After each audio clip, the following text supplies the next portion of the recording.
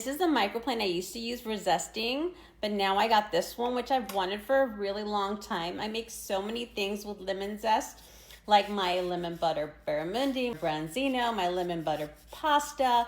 And normally lemon zest is supposed to be little tiny pieces like this, but with the other plane, it just makes them into like little slicey chunks. I used to use zest in so many of my recipes. You can see one of them in one of my earlier posts, my lemon butter fish. I think that was a barramundi that I made in that one.